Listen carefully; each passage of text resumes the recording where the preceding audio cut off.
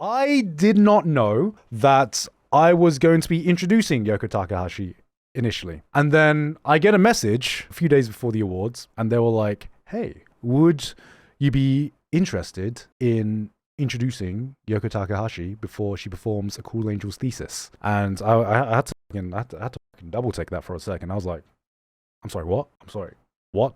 The Yoko Takahashi is going to be me performing the Ava opening, the unofficial Japanese national anthem. I'm doing that, and I was like, all right, go on, keep it cool. Yeah, I can do that. No problem. It shouldn't be an issue. And yeah, they were like, all right, cool. We'll put you down to introduce Yoko Takahashi. And I was just like, okay. But this was a big moment for me, not just because it's Ava, and Ava is far and beyond the most important anime of my life. As an anime YouTuber, it's hard to say what my favorite anime of all time is. It's a question I get asked a lot. But the one that has definitely had the biggest impact on my life is Evangelion. It's helped me through some tough times. It's the entire reason I met my wife. It's a really, really important series to me. Not only that, but A Cruel Angel's Thesis, it is the song. It is the fucking song. It is the most iconic anime song, right? Every single person in Japan knows A Cool Angel's Thesis. Every single person has heard it, sung it in karaoke. I remember being at a bar once, and normally Japanese people are so reserved, and it was like a quiet bar, it was like a chill setting, and then A Cruel Angel's Thesis comes on, and then someone starts singing it.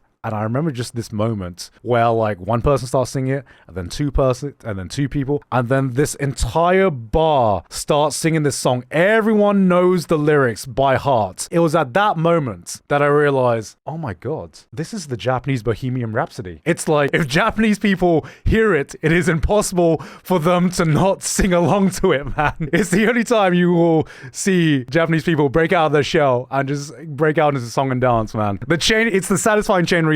So I knew I couldn't fuck up this introduction. So they give me the script beforehand, and normally I'm just like, I can do this on the fly. But they gave me the script, and this time I was like rehearsing it. I was like trying to get it done, trying to memorize everything. And I thought everything was good. We did the pre-show, and then I realized I'd forgotten the fucking script. I was just like, all right, keep it cool. I had a moment to myself. I had my dinner. I was sitting down during the awards, had my dinner. It's coming down. I was like, you know what? They're going to give me a teleprompter anyway. I don't need to memorize it. That was just for safety. And then I finally calmed down, right? So they bring me backstage, and I'm just like, all right, I'm cool. I got this. I've done live shows for Trash Taste. I've been in front of thousands of people. I've got this. No worries. And then I walk over, and I just see Yoko Takahashi just walk past me in her absolutely fantastic, Ava-themed dress. And then 1 hour of calming down just went out the window, because I was like, oh shit, oh, this is happening. Oh, I can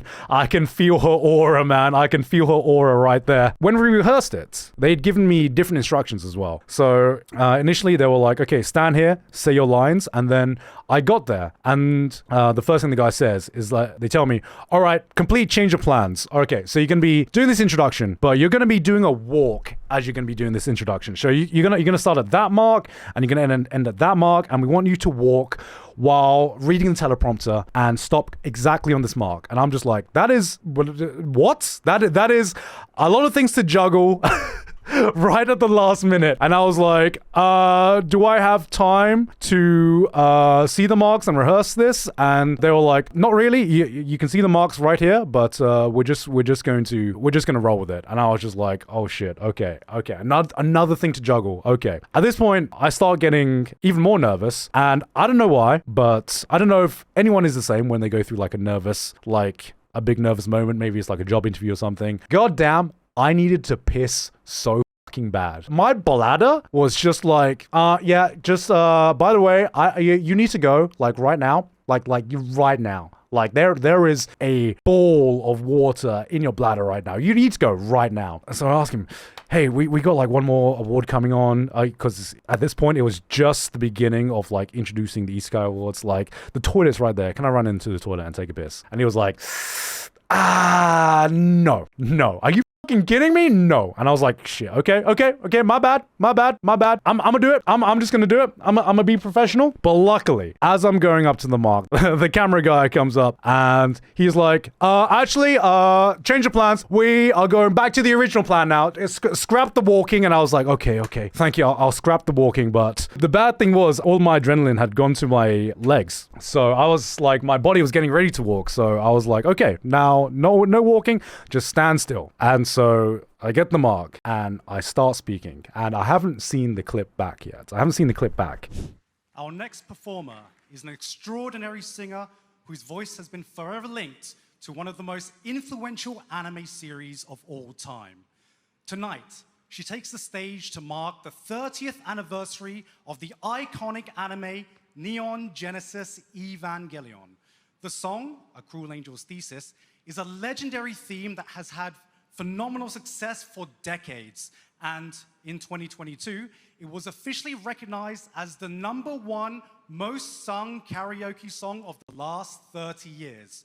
Here to remind us that Anisong is the most powerful passport for crossing borders, please give it up to the incomparable Yoko Takahashi.